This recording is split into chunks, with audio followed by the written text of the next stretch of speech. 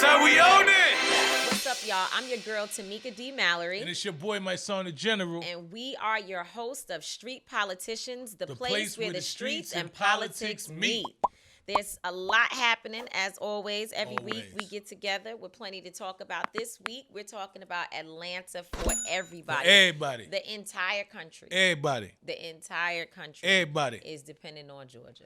Listen, right man, now. It's serious, man. Like, everybody's been talking about the presidential race, and people have convinced people to go out and vote, you know, and now it's so crucial. Right. It's so crucial. This Senate race is really crucial. It's actually a runoff. Yeah. You know, because there was already an election, and then the votes were really close. So this is going to decide who controls the Senate. Right, which basically controls the entire game. And I have this constant battle back and forth with our followers or whatever we call them. Yeah. They debate us all the time. That's why I love my followers. I tell people you can't come into my comments if you ain't strong-willed and strong-minded. Oh, your comments are beast. Because they'll tear you up. They fight.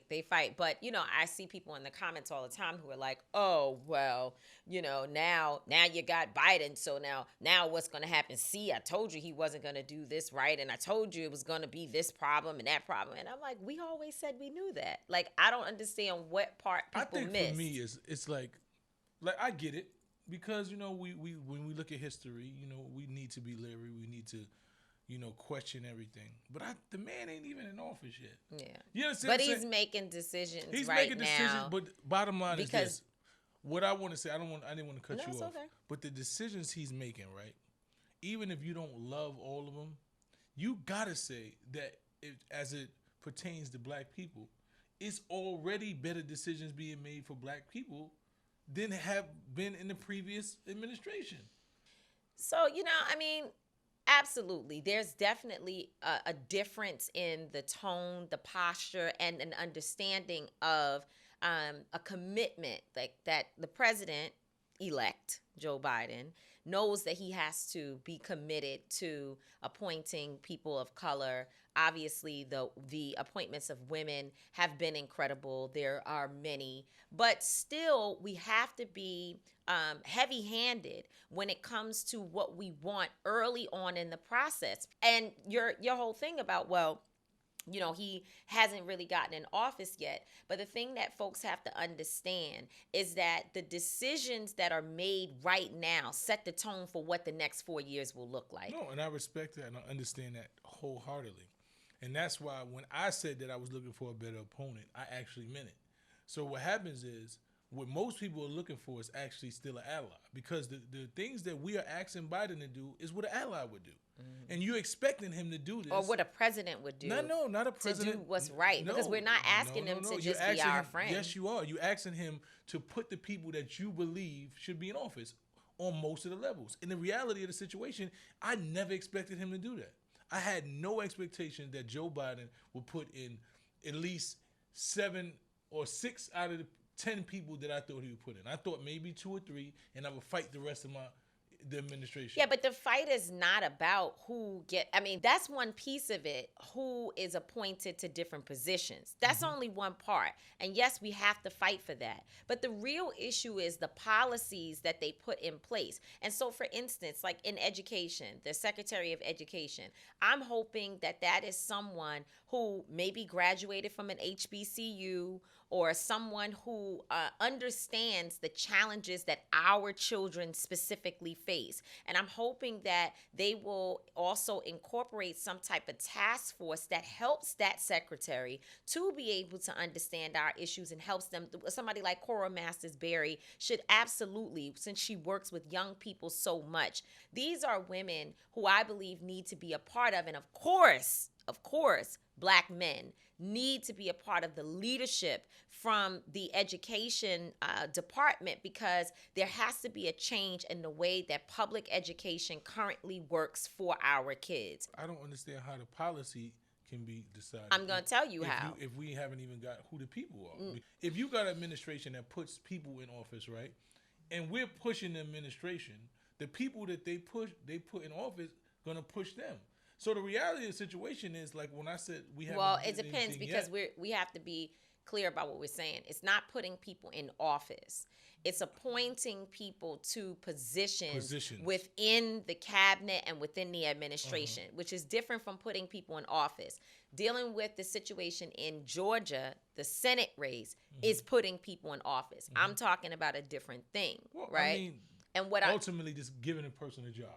Right, but okay, so to your point about how policy can be actually shaping right now within these first 100 days, generally what happens is that an administration goes in saying, these are our priorities, these are the things we're going to get done, these are the policies that we think we can push within the first 100 days, we're going to do these things.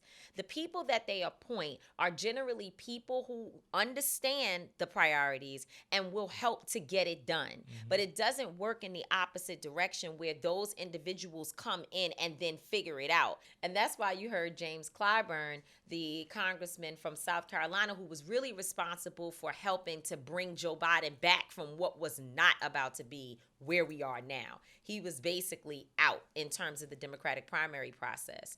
And James Clyburn said, I think he was on Breakfast Club, where he was saying he wants to see in the first few days, not even 100 days. He said first 100 hours. Right, first 100 hours. Exactly. Because he understands that those things are being shaped now. That's why groups are meeting with the administration. They're getting ahead of the day after inauguration so they can make sure that their issues are at the table on the menu, if you will. To be clear, there are things already on the books, right? So like George Floyd, the legislation around him that has no-knock warrants, that can be passed if you have a Senate and a Congress that are on the same page. So it's not the first 100 hours, of course, but in the first 100 days, things can actually move.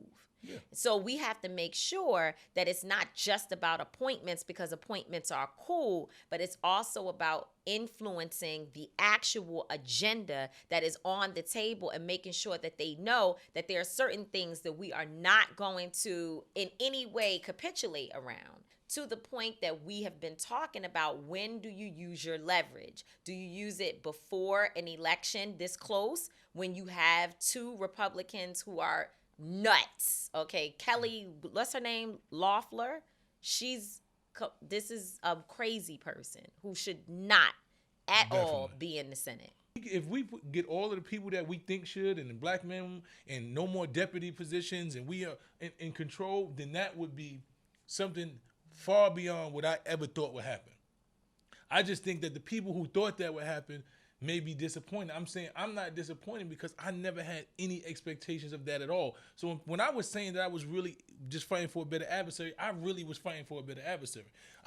If they do these things, what they become is allies. I don't think they're allies. I don't think they're going to do most of the things that we're talking about. I definitely, to go back to that point, I definitely do not feel that we're looking for allies, because... But if they do these things that we're talking about, at those points, they become allies because they've done the things that I don't think that it's being allies. So what do you think I think it's being smart politically, and I think that it's also being committed to the base that puts you in office. That will make you an ally. No, it doesn't. If you committed to a base that ally. So what does it make you? I think it just makes you. It's like saying that a corporation that they're our friend just because they're catering and to the black community. No, it's a good business. It's a good business deal for you to do business with our communities because we spend the most money. Yeah, and so it's a good political move for you to support the community. Ally.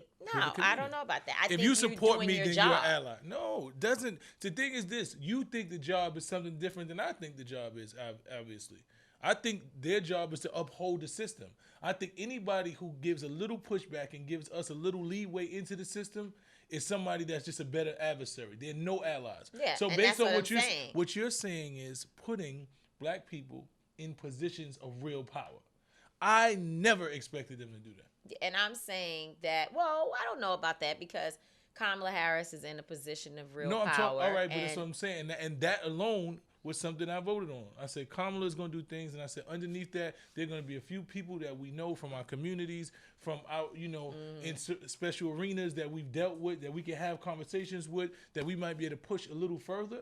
But I never thought that this administration would do all the things that people are saying. Well, you need to do this and you need to do that, and I get it because they do need to do it. I just never thought they would.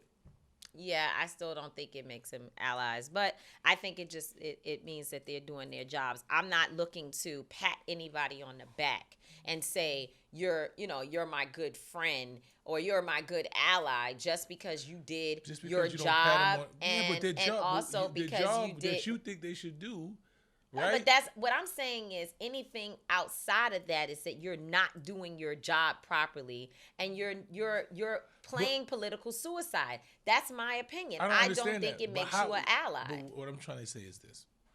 If we voted, right, and people said none of them was good, right, and we say none of them was good, right, it's because we already assumed that they wouldn't do the things that we wanted them to do. But that's not what I'm talking about. I think what's happening is that we're focusing in this conversation on the Biden administration, and I'm not actually talking about that anymore when I am now trying to figure out what's an ally versus a person who's just doing their job.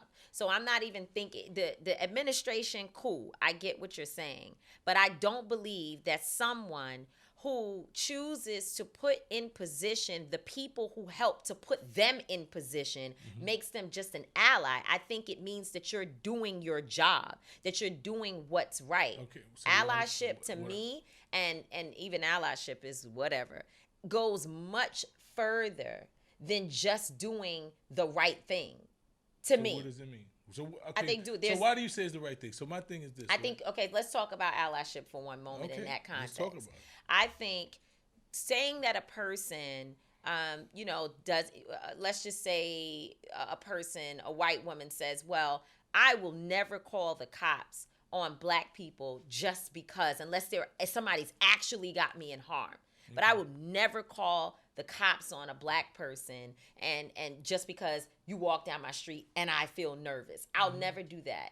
That, for me, is just doing the right thing. Okay. It doesn't make you an ally. What makes you an ally is if you see someone else doing it and then you get involved and say, if I'm a white woman, to my white sister, this is not okay with me. I don't believe that you should be doing this. That's stepping into something that you don't have to deal with because that person may have done nothing for you. They may never have.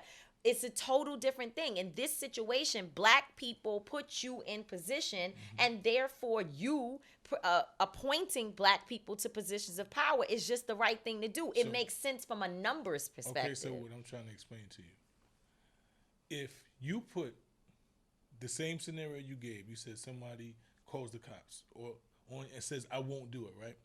If he puts anybody in office right now, that just will do good things for black people, right? Just they're not black. If he just put liberal people who believe that racism is against the rules, that it's not the right thing. If he puts a whole cabinet full of people that don't look like you but have your same agenda, it's just doing the right thing. Yes. Okay, so what I'm trying to tell you is when he goes a step further and just says, you know what, I'm going to put black people in these offices that probably are going to go above and beyond just not hurting black people. They're going to help black people. That makes you an ally. I guess we'll just move on from it. Yeah, but how about that? I don't know. But speaking of allies versus not allies and calling the cops versus not calling the cops, it brings me to my thought of the day. You see? Thought of the day. That's my thing.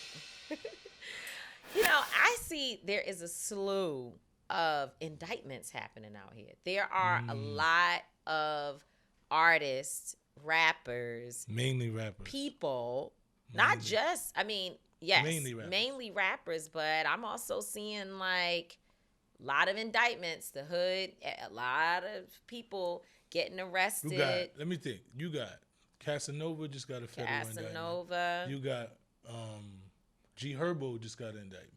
I think. And you got A Boogie just got caught with a gun. And not only are there a number of people being indicted, but there's a number of rappers being killed, right? I've been seeing a large number or increased number of individuals on my social media who are being killed. And so my thought of the day, the question I have is, are artists and entertainers being targeted, or are they just doing things they shouldn't be doing that's either getting them indicted and or killed? I think it's a combination of both. I think when you look at where we are, when you look at this pandemic, I was having this conversation. One of my friends called me last night, and he's like, yo, somebody wants you to do this for some money or whatever. So we was having a conversation. He was like, yo, it's really hard out here. Mm-hmm. He's like, yo, I haven't had like a real job. Like he does management for different artists and doing connect. He said, I haven't had a job since 1997. I have to figure out, I need a job.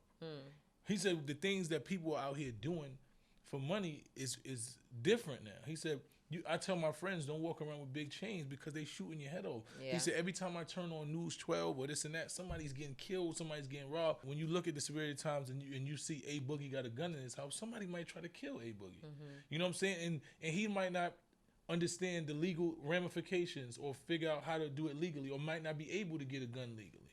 You know, when you look at, they say G Herbo was swiping and do a leak, he might not be making no money. He's trying to figure out how to survive. You have a lifestyle that's probably he's amassed before the pandemic that he still has to live up to. He still has bills and children and things of that to take care of. You know what I'm saying? That's what I'm saying. He probably innocent. Casanova, Casanova. We know Casanova's innocent. Exactly. Cass been innocent. You know what I'm saying? It's like, so when I look at these, and these is good people. Yeah. You know what I'm saying? And Cass' whole thing was, yo, I'm trying to stay home. I'm not letting nobody get me in trouble. I watched him duck beefs when all these people was trying to start. I was upset with him about in the beginning of the pandemic, he had the whole with no mask thing where it was like no mask and they were having a video shoot. And I appreciate how after, because I sent it to Charlemagne and you and Erica called him, and I was like, somebody needs to tell bruh that this is not cool, because he had a lot of young people out there. And the way in which he turned it around and was like, hey, I thought about it. This is not what I'm trying to do. People need to be safe. They need to wear their mask. It was almost immediate. It's not like he went. I thought he was gonna go online and be like, who's this so-and-so talking such and such to me? But he didn't. He actually cleaned it up and got it together. So, I don't know whether people are doing wrong or not. I can't make assumptions. I'm saying everybody is innocent just because. What I'm gonna say is that if you're innocent or not, man, you gotta keep yourself out of harm's way, man. Yeah, you gotta do as little as possible, man. You gotta surround yourself by people who want to see you do good. Yeah. Because at times, a lot of people around you are not where you are, and you gotta just accept that. You can love somebody, but sometimes you gotta love them from afar. Yeah. And you gotta look at the situation and say, I cannot jeopardize my life, my freedom, my career, everything I've worked for. For situations that don't make sense. And if you are innocent, then you gotta fight the best you can. Fight. Well, and look at Grandmaster Jay. I mean, this is yet another situation where police in Kentucky are saying that he pointed a gun at them or something like that. And, while I saw that on our co-founder, attorney Angelo Pinto's page, he said we didn't see eye to eye with Grandmaster Jay, but what they're doing to him right now in terms of trying to indict him around the guns that other people, like, I just be trying to understand why white people could do stuff that black people can't do. Well, it's a lot, just to finish the point. Mm-hmm. So they say that he pointed a gun at officers or in the area where officers were. So I guess they felt like their lives were in danger. And I know in Kentucky you can have a weapon, but you can't brandish it and actually point it at people. So they claim that he did that. Now, I'm struggling with that, because even though, again, we didn't necessarily see eye to eye about working together, but I feel like Grandmaster Jay and his team did a lot of work to try to keep people safe. Like, they were really careful with making sure they coordinated with law enforcement, making sure that they talked to people about keeping their guns down and all of that, and especially after the incident happened where, a gun went off during a time when they were in Louisville, Kentucky. Mm-hmm. So I find it really hard to believe that he was just out there swinging his gun around in front of police officers. I don't understand. I don't understand how it happened. It seemed as if he understood he would be a target. Right. When you heard him have conversations, he said, yo, what I'm doing right here is very dangerous. Yeah. My life could be in jeopardy all the time. I know I'm a target. People who doing what I do usually die. I would think that he would be more cautious. I don't know exactly what happened, but I hear what they're saying. You know, but we know through history shows you that when you lead movements like that, especially when there's a potential of said violence, that you know, when you take up arms against this system, you know, they're going to find ways to get rid of you. So, you know, you all the best to the man. We, you know, I hear there's a GoFundMe. Yeah, like people are trying to get him out of prison. Well, you know, well, he's not in prison. He's in in jail. I'm sorry, he's and not in the prison. GoFundMe is for his legal fees, and so definitely Until Freedom man. will be supporting. Definitely, man. To make sure that, you know, we stand because with that brother. What it is that the MFAC represented is something that's needed. Oh, absolutely. We need black people who are legally Coordinated, armed, coordinated, exactly. and understand that they're a militia to protect. Right. You know, those who can't protect themselves. So, right. you know, and when they come for you in the morning and they come for me at night. So we definitely will be supporting Grandmaster Jay's GoFundMe and making sure, hopefully, that he has the right legal representation. He's gonna need it because these people play, especially out there in Kentucky. They play dirty, but it's a federal case, so it's, you know, it's different. Listen, but in the laws Kentucky, I don't know who's who. I can't tell the feds from the state. You can't tell a city from it's all messed up. Kentucky is really a place where, I mean, the entire country just needs an overhaul. Completely, man. So just needs an overhaul. So much love to all those who out there on the front. Be careful, man. Yeah. You're being targeted, you know, being a part of Until Freedom, being leadership of Until Freedom. We understand that every day, man.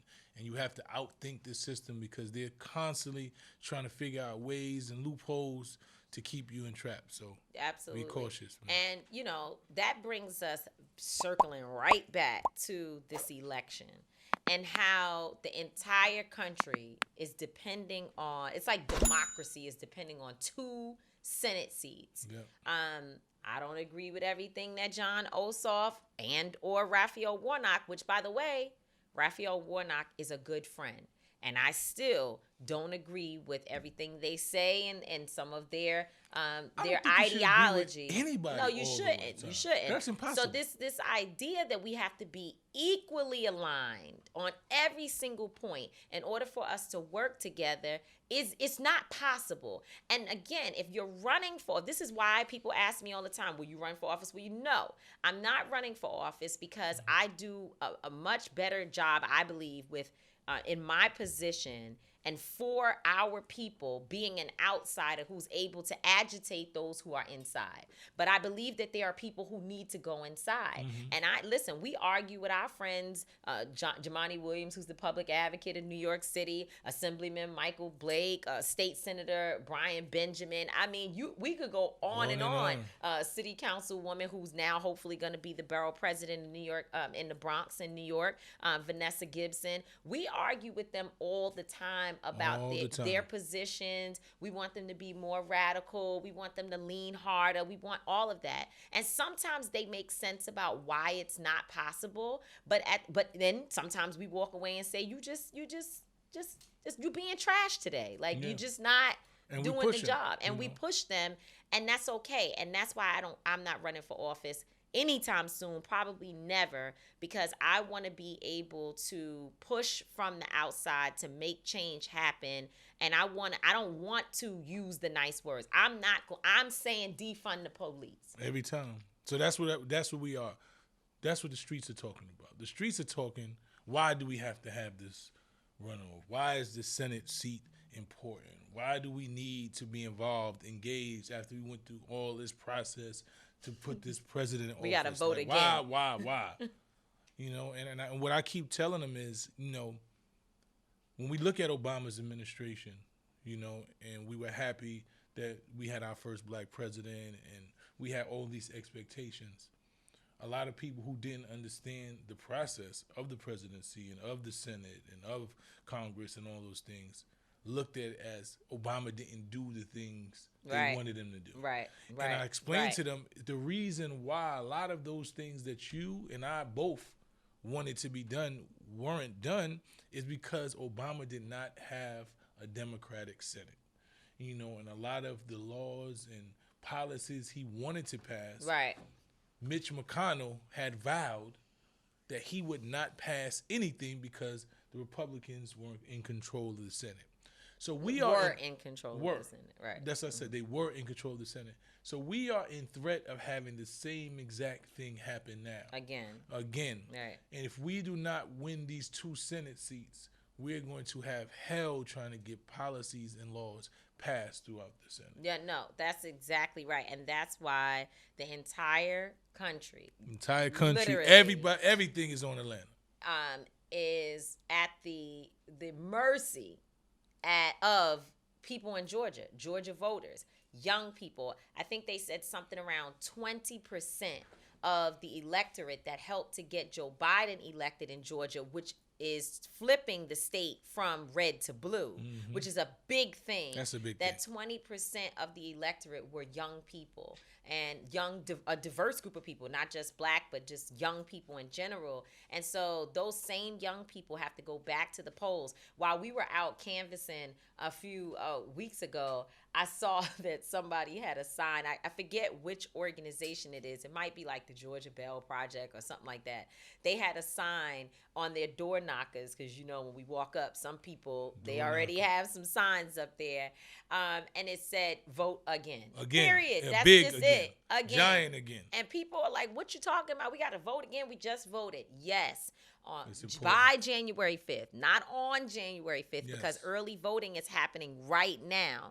But by January 5th, you have to vote in the Senate runoff elections. Period, point blank. It's not optional. There's no options. There's no choices. Absolutely. You have to vote. If you are in the state of Georgia, your vote is required. Yes, it is necessary. It is mandatory. Yes, right. And that's what the streets are talking about. That's what the streets are talking about. So, yeah, man, please, I don't care if you're from Georgia, but I need you to call your Georgia cousins, call your aunties, call your friends, and tell them that they have to get out and vote. Because when they say vote like your life depends on it, this is what they're talking about. Because it really does depend on it. So it makes our job easier. Because we know, again, we're going to have to fight Joe Biden. We already know that. We already know we're going to have to press Kamala to make her press the president. We already know that. And in order to accomplish any of these things, to your point, you need a government that is in your favor, if you will. And right now, if Kelly Loeffler, that crazy woman, robot, if she gets to make decisions. Now, I'm not scared of many things. But that lady for real, she looked like she really could be like in a horror film. Like she just like Carrie or something. I'm looking at her and it's just one stiff look into the camera. There's no you know, motion. They say that a part of her not moving around had to do with a little cord that they say she may have been wired.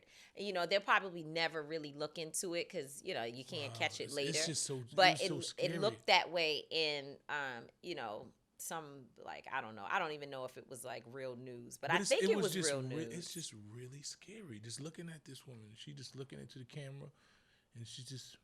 Speaking of looks. I'm on the cover of Violet magazine. Listen. Please. No. You make it like it was such a big deal. No. I was it looking really right wasn't. From here. I couldn't like really see, and I was like, because I'm doing the show. I'm in show mode, and I'm like, this look kind of like Tamika, and it's kind of up there, and I couldn't really see. So we got to show the audience. Yep. You know what I'm talking about? Violet. She on the cover of Violet. I hate how I look every time on everything. She's on the cover of Violet doing her thing. Yep. So talk about this. Talk about it. I'm on the cover of Violet. What is I don't know Violet. It's a fashion magazine. Okay. And in this particular issue, I'm on the cover and it's talking about our issues, talking about my activism and our movement. And a lot of brands wanted me to wear their things. So inside, I think I have Chanel and Miu Miu, and a bunch of different people. Okay, all right. We can do that later because you know how I feel about. You know how I feel about. We're going to look at a couple of these pics. We're going to put you on the spot. Well, Okay. Good trouble. Look at that. Good trouble. Go ahead. So Go ahead, me. Thanks. Okay. Okay, thank you. All right. So, but anyway, I gotta this is pretty cool. Our producer, our director, excuse me, Cat Trigg, had a copy when I came in the door. So, Dope. And Mia, our stylist, had the copy for me, and it's kind of cool. It's dope. So, Congratulations, man. We appreciate that. I appreciate that.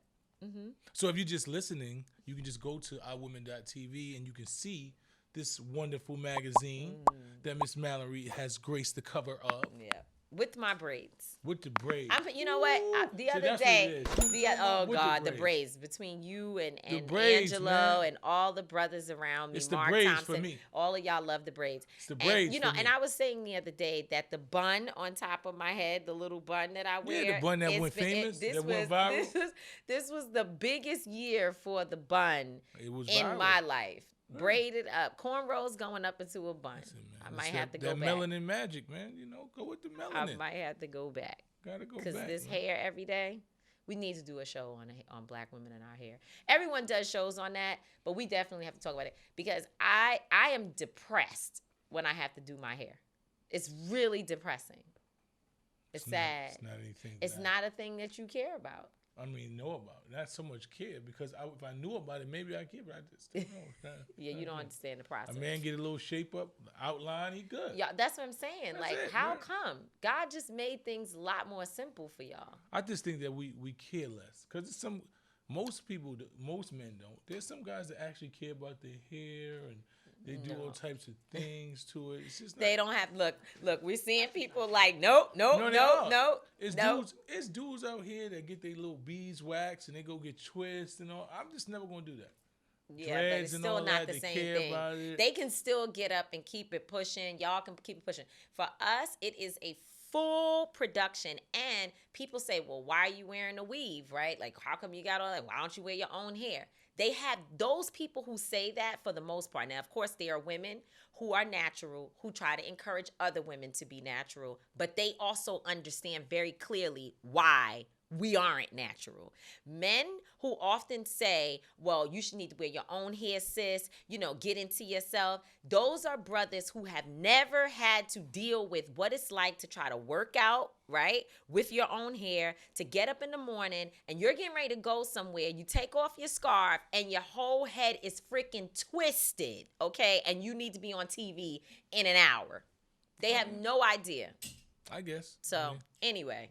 And our next guest knows all about my hair troubles because she also deals with the same things as my girlfriend, a strong, bold black woman from Atlanta who is the director of the mayor's office of film and entertainment. She works with Keisha Lance Bottoms. I have to say that I saw, I know that Mayor Bottoms is a very passionate black woman in her own right and very strong, but I also have seen the work that Philana does to help her understand what's happening in the community. We need those. Really grassroots. That's right. It is super important today that our segment on the work, not just the work that's happening in Atlanta, but Philana understands what's happening across the country and also how important this particular election is. That's right. Let's talk to Falana Williams. Philana. Hi, guys. Hi, Tamika. Hi, Mysonne. Thank you guys for having me. And I would be remiss not to say what an amazing job both of you are doing. It takes a village. It truly does. And, I'm doing the hard work in Atlanta and in Georgia, but you guys are going around the country and doing some real work and everything. We are so appreciative, the country, our people, so appreciative for all that you both do. Well, we truly appreciate you, man. I have a special place in my heart just watching the transition that you made from just the entertainment, understanding what the entertainment is and being an entertainer and being in this industry for years and just seeing how you transition and you utilize the power, and the influence that you had in the music industry. Still have. Not taking that away, because you still powerful. You still one of the people, but how you utilize that and transform that power and brought it into these political spaces to move the needle and engage this culture. It's amazing. Yeah. Philana, tell us about that. Getting these artists and entertainers to actually participate in the political process, and why make the shift anyway? Well, I mean, I'll be honest, guys. Motherhood was one of the reasons. I woke up one day living in New York, hustle and bustle of New York. You guys know that hustle, and Too well. two kids, and the world was changing. And I wanted to make a change. I've always loved Atlanta. I love New York for the hustle, but as a mom, I knew that Atlanta was a better place for my kids. And upon moving back, shortly after that, I was still in the music business. Um, Donald Trump became the president. Lord. And I knew that I had to do whatever I could to help change that trajectory. Because I knew that if we did not shift in 2020, he would be our president again. And a lot has happened over the last 4 years. I just couldn't imagine our country with 8 years of Donald Trump. So I'll be honest, that's one of the main reasons I made that shift. And, a chance encounter with the now mayor, Keisha Lance Bottoms. I actually worked on her campaign, and she won. It was a very hard fought campaign with 14 candidates, and quickly transitioned into her administration at City Hall, and then on to the Biden-Harris race, and now, working hard in Georgia to get Warnock and Ossoff elected as our two Georgia senators that represent us at the White House. Well, I want to say, to see someone like you with such an extensive resume, who has so many connections with major artists, who've been in so many rooms, to make that transition, to say, I'm going to utilize these connections I have, I'm going to utilize this skill set I have to show the connection, to make that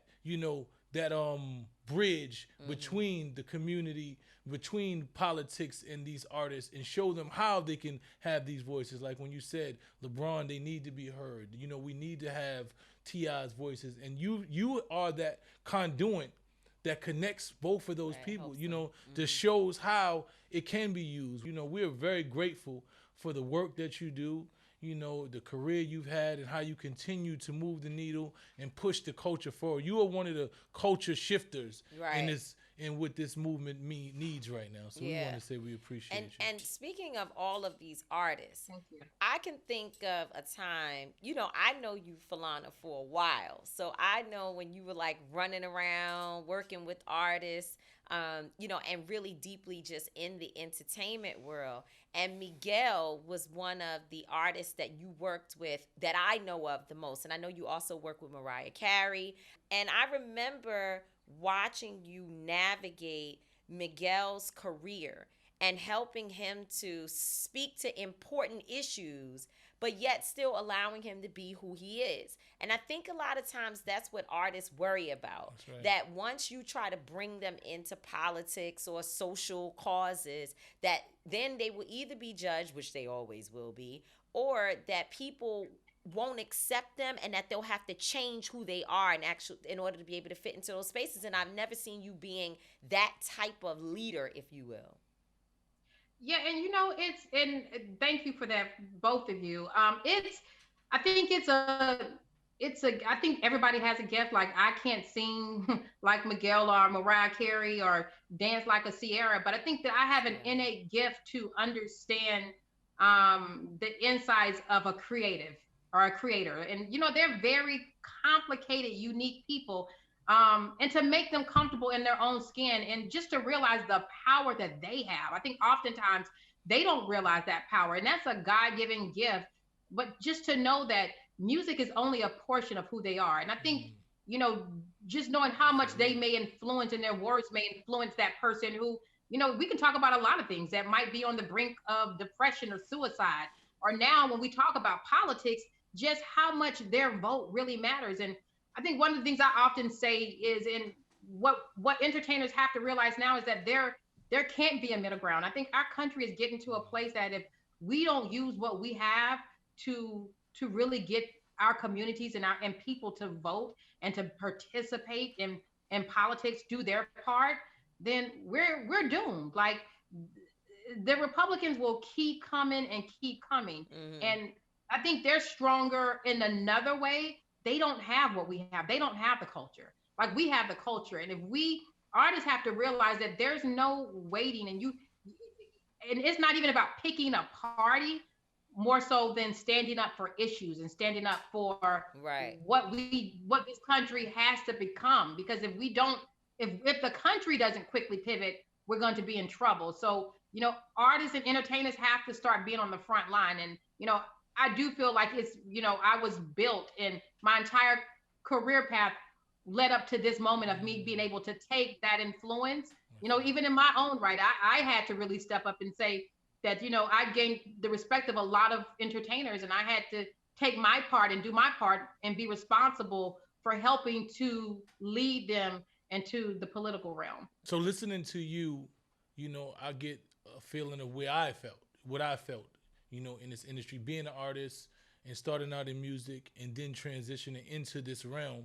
I felt like fulfilled. I felt like I had a calling. I really identify with that. And I just want to say that we really appreciate you, man. Yeah, Phillana, we really do. appreciate everything that you do. Thank you. And the energy that you bring. Energy is so important. A lot of people don't understand that. When you walk into a room and you bring a certain amount of energy, it's contagious. It makes people want to be involved. So when you go to these artists and you talk about politics and you talk about how it's important and you give them, this energy that makes them feel like I can do this. Because that's when you talking to us, I feel like, I'm inspired. I get motivated just hearing you because you believe in what you do so much.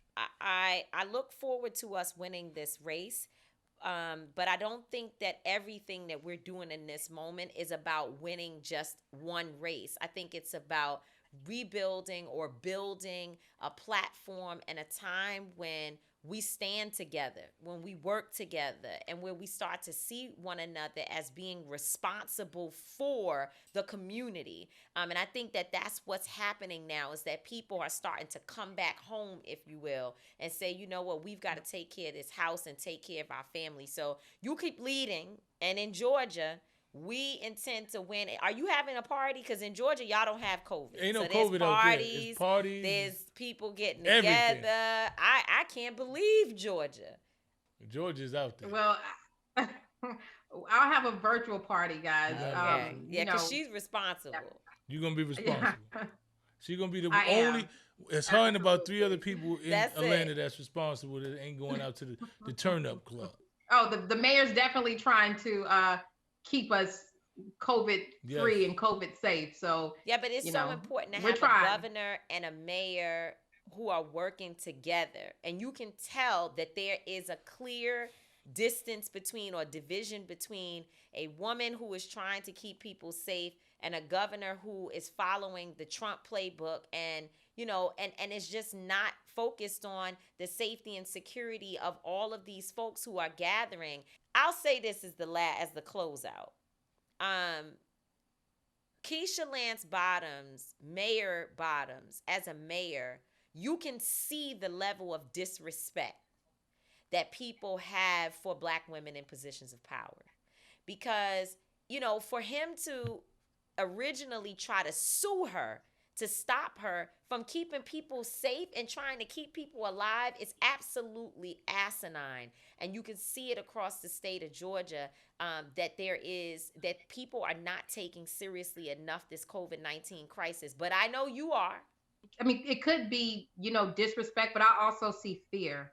When I look at Mayor Bottoms, I think people fear her because she's not afraid. She's one of us, and she's from the culture, and she's not afraid to take a stance. And she may not be doing what is politically the best thing to do, but she is going to protect the people. And she usually, in lots of times, she stands on her own in her values and her principles. And I think that scares people, that she just won't go with the status quo. And it's even in Atlanta. I mean, as you can see, she. There was a lot of resistance in her putting her foot down and doing what was right for people to keep them safe. And, we can all look at the numbers and to see where we are right now. But I do want to say, I know this is not a political platform for me to talk, but I would, I wanted to end by saying this is street politicians. Any kind of platform you want whatever you need to say. Okay, good. If you're looking for a husband, we talk about that. Yeah, if you need somebody to slide in your DMs, We get you some DMs and all. Listen, that, we were you talking earlier about black hair and the challenges, the struggle that we as black women have with black hair and how people just don't get it. And I said that my girl Falana Williams understands black hair. I understand, and these political times are really hard, which is why I'm slick back. At least I can do that. But hey, slick back. But no, you got edges. Guys, Falana, you have edges, Yeah, and you have a whole slick back situation. You know, a lot of people don't have that. You're right. I'm blessed. I'm blessed. I'm thankful. But I do want to say that, you know, this is much bigger than just these 2 Senate seats. But these 2 Senate seats are very important. They're very important not only for Georgia, but for the country. A lot is at stake. Our country's on the line. I think the trajectory of what's going to happen here is on the line. We need these 2 seats to tie the Senate. In the case of a tie vote, the Vice President of the United States is the tiebreaker. The Vice President of the United States in January will be Madam Vice President Kamala Harris, and we want her to be that tiebreaker for us.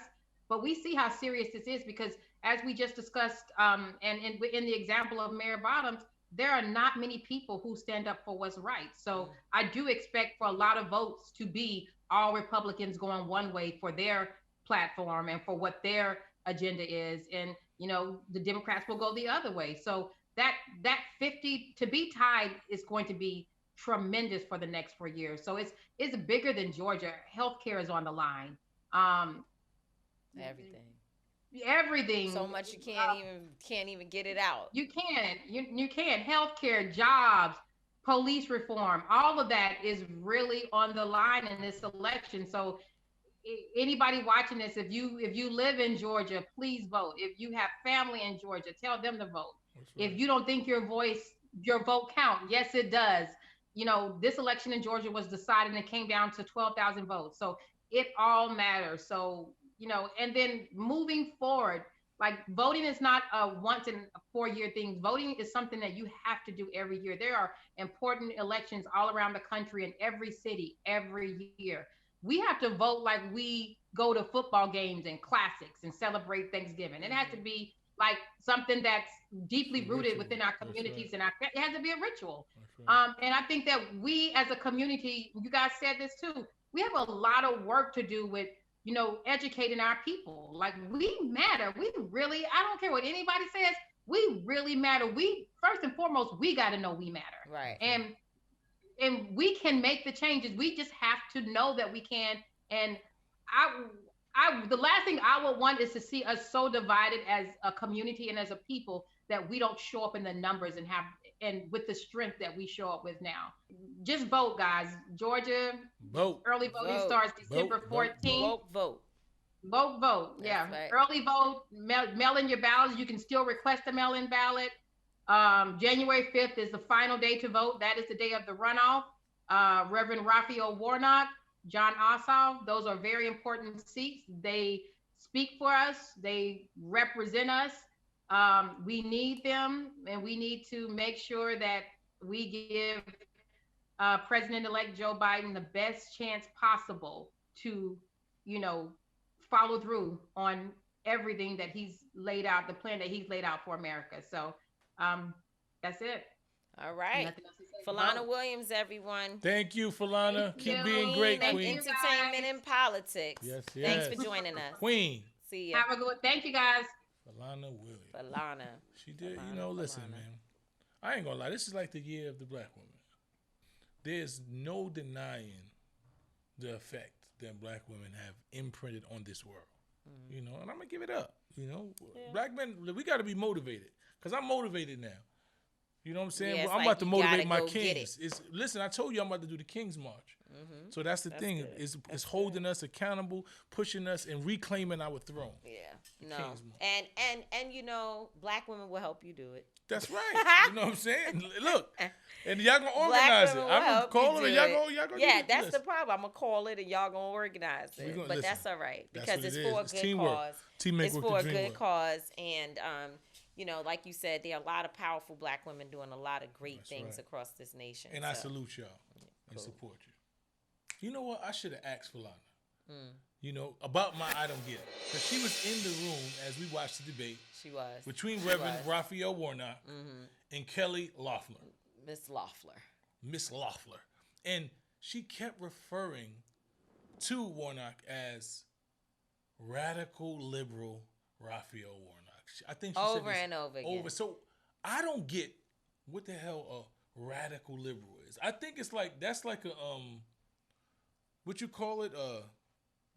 What is the double word? entendre? It's not a double something, entendre. It is an an oxymoron. Oxymoron. Like either you radical or you liberal. I don't see how you can be both. Well, you know what? I decided. What have you decided? Tell me that I'm claiming it. You're and radical it's all liberal? right with me.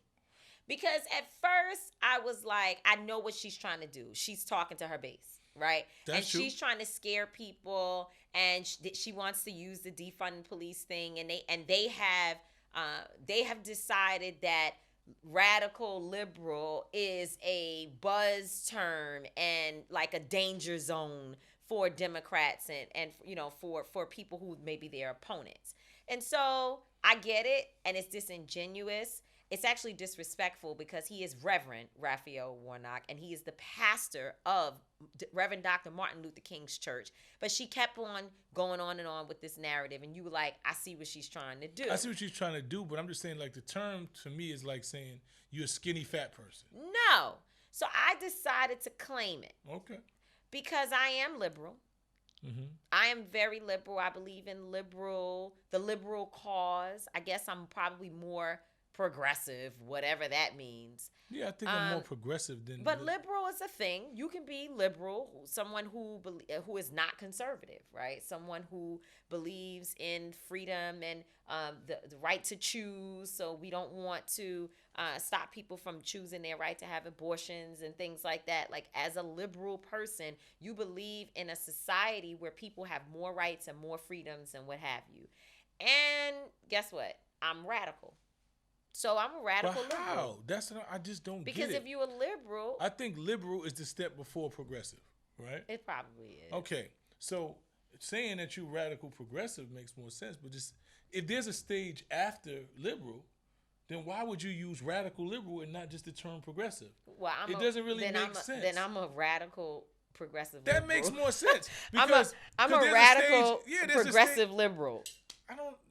There you go. Nah. Here's what I'm saying. I'm saying that I get what she was doing. I get what she was doing, but I'm just trying to say it don't really make sense. But guess what? I claim it because I am liberal. I'm not liberal. I'm progressive. I'm progressive too, but I claim all of it because anything that allows me to choose what to do with my body, anything that gives me as a woman the right to vote, the right to work, are those things any radical? of those things. Well, that's what I'm saying. I want all those things, and I want to defund the police. So I'm radical. But and I'm liberal. See, the thing is that I don't think it's radical. not even that radical. None of these don't things even are, get that's us what I'm trying to get started across today to you. on term how defunding the police is so, not that radical. Abolish the police, radical. That's radical because we're getting rid of a whole institution that's put in place to address a problem that we know happens in the world. So I get that. I think, there's a process to where you have to really get that in somebody. But when you say defund, it means take away funds.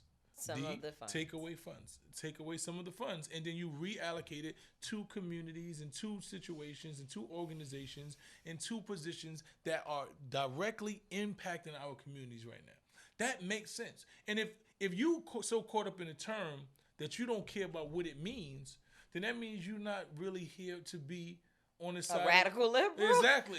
A radical liberal. Well, listen, Raphael Warnock says that he's not trying to defund police.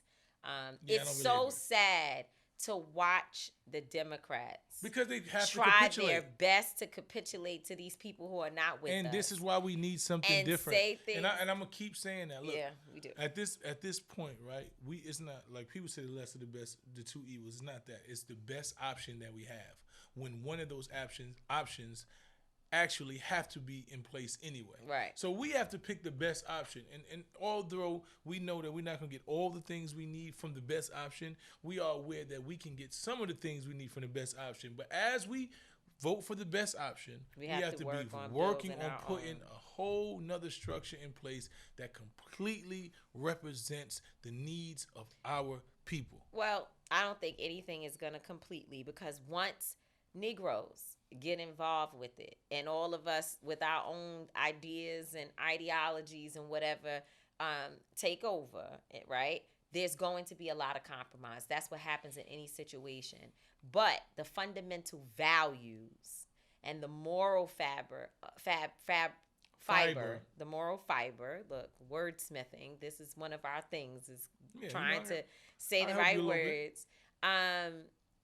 That is what I believe. That's the thing I want, is that the foundation be something that I know is for our best interest. And then we get to work on outside of that. Well, this can't be the agenda this year, so we're going to work on these two things. And then next year we'll get to something else. I think people want that type of intersectionality, but for the Black community. And it is our time, I think, to do that. So you know what? I'm a radical, progressive, liberal, whatever the hell y'all want to call me. And I'll say it again, and I'm going to say it again and again and again. Y'all can call defunding the police, pin the tail on the donkey. You can call it bless mama's cows. I don't care. What I care about, though, is go get that money and give it to mental health services, educational services, housing, food. That's what we need. That's what we need, man. So call it what you want. Like she said, just get it done. Right. Just get it done. But still, I don't get radical liberal. Call me a radical progressive. Call me radical. Just call me radical. Yeah, I like radical. You know what I'm saying? That works for me. We agreed about something. Oh, that's we good. Agree. Men don't do like this. Like this wasn't it. No, like no That's high like, five. yeah, you got to it's do like this. It's like, yeah, you see? Some men. There's some men still do. To each his own. It's just not. Right. It's not my thing. Okay. I'm not the patty cake type. Yeah, that's not my thing. Okay. I mean, nothing against the people who's their thing. It's not mine. So a lot of people get a lot of credit for doing great work in Georgia, and they all deserve it. Obviously, Stacey Abrams, incredible organizer. She took a loss and turned it into power on the ground for the presidential election, being involved in helping to ensure that people register to vote. We're talking about hundreds of thousands of people that she, used her resources to get to the polls. And so that's incredible. But you know how we love to talk about the folks who work on the ground, who literally focus on people who are in communities that most folks won't touch, places people won't go. And one person that I know has been doing that for a very, very long time, and especially in this election. And as far as I'm concerned, she doesn't get enough credit and enough acknowledgement for the apparatus, the operation that is on the ground in Georgia. That's right. Where many people believe in, love, and follow, because I follow her as one of my leaders, and that is Miss Helen Butler of the Georgia Coalition for the People's Agenda. Yes, ma'am. How you doing today, Ms. Well, Helen? hello there, Tamika. Glad to see you all. Glad to be with you. So, Miss Helen, what's going to happen? What's going to happen? Where are we? Well, as you know, Tamika, we're out in the streets because you've been there with us. That's right. We've been in Georgia, across the state, not just in Metro Atlanta. We're in Athens, Albany, Savannah, Augusta, Macon, LaGrange. We're everywhere. We're down in Clay County, places that people have never heard of, Randolph County. We're getting across the state to really get people back engaged because, as our theme says, let's do it again. We've got to do it again for the January 5th election, 2 critical Senate seats, but we also have a statewide public service commission. Means so much to the communities that we serve, the Black community, because we are so severely impacted by a lot of things that happen in the community, and we've got to turn out at record numbers. Yeah. So what are you hearing from folks on the ground? Do you feel like they know what they have to do, or is it a whole process? Because I know you were with us or we were with you when we were trying to get folks to go to the polls for the presidential election. And it's a lot of work. It's hard, especially when talking to Black men. It is really, really difficult. So what are you experiencing now? Are people getting the importance of these local seats? Well, some are getting it, and some are realizing that they have election fatigue. We have really been talking about elections since March, and we're now in December. And really to think about elections during this season, when usually people are thinking about family, enjoying family, doing things with the children, taking a vacation, what have you. But this time it's different. COVID is still here. People are struggling, as you know. People are worried about my rent. Am I going to be evicted? Will I be able to still find a job next year? What kind of health care am I having? So while they're concerned about those issues, we're out in the street telling them, yeah, that's why it's important that you go vote January 5th, but it's their taxpayer dollars that are coming back to them. They have to understand that. They have to understand that elected officials are making these policies and that either help them or hurt them. The energy that you have is like a young person, you know, and you on the front lines in the streets, and you've been doing it for over 15 years. What keeps you motivated to do this work? Well, what I'm motivated by is young people like you all, people that are really the future, the present and the future, because right now you all exhibit the desire to help the community, to be there to make a difference. And I just get energy from you all. I got to keep up my energy to keep up with you. The other thing that really gives me energy and hope is because I work with Dr. Lowry. And he was still engaged at 93. I mean, he wasn't out openly in the public as much, but we have meetings every Tuesday from 12 to 2. He'd give us strategies to talk about things we should be doing. He'd say, yeah, that's a great way to do it. You know, with him still being engaged at that age, I want to still be as engaged as he was. People that have given their lives, their whole lives, to making life better for us, then the least I can do is carry on that legacy. And that's what gives me energy to carry on. We really do appreciate your work. And, you know, I see you out there talking about the issues that matter, and people respect that. You understand the issues around police accountability. I've, heard you talking about education, which is obviously one of the key concerns for you, and economic development. And so you're the type of organizer that I think we all need to follow and walk in your footsteps. So thank you so much for being on with us today. My son, you may want to say something because I've talked, the whole time. But I love Miss Butler. So I love Miss Butler too, man. her energy is radiant. When we went and we were canvassing with her, she is a bunch of young people, and she had the most energy out there. Yeah. And when I look at your resume, see how you made the transition from corporate to the movement. I just want to know, what inspired that move? Well, my brother was the state conference president of the NAAC for 12 years before he died. And so I first joined that after I retired from corporate America to really just work with him on the NAACP Voter Fund project. And so I had always been, with him, I'd help him with his speeches, but then he got me in to this situation doing civic engagement work. And I met Dr. Lowry, Reverend James Orange, if no one ever knew him, one of the top lieutenants for Dr. King. They brought me over to work with them, and I've been here ever since. But it was a natural transition working with people. In corporate America, I was a VP of Human Resources. So I had to deal with different kinds of people. And here it is the same thing, dealing with people. Well, we want to say thank you, and thank your brother for bringing you to this space, so that we've been blessed enough to get your energy and get your expertise and get what you bring to this world. So once again, us as street politicians, we want to thank you for being here with us today. Thank you, Miss Butler. You all. She's dope.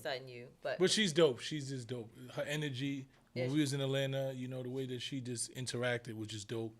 and then you listen to her, and then you just see the work that she's put in over the years. Yeah, no. And it's the same thing with me. You know, a lot of people, because I have a platform and I'm known in some spaces, they will try to give me credit for work that I didn't do. And I'm always saying, no, that's actually, it was not me who, you know, whatever the issue may be. And the same thing with Miss Helen. There are people who take a lot of credit and take up a lot of space. But a woman like Miss Helen and Latasha Brown and others, again, Stacey Abrams, these are some of the individuals who are really getting things done.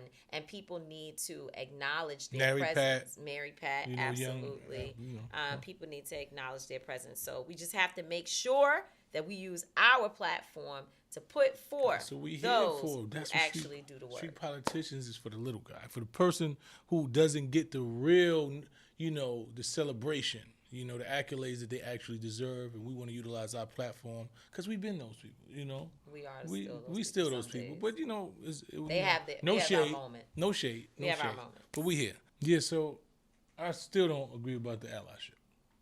You decided to bring that back up now. Yeah, you know, because we're coming to the end of our show, and we talk about the things that we don't agree on. You are hilarious. And this happens to be one of those things. It's millions of things. Because you're wrong. But, you know, that's okay. Listen, we're not going to always agree, as you see. I'm not going to always be right, but I usually am right. And she might not always be wrong, but she's usually wrong. Yeah, right. But we will always be authentic. Absolutely, absolutely. Thanks for joining Street Politicians. That's a wrap. That's a wrap. Good show. You did. You messed up something. No, I didn't mess up everything. You did. How? You did.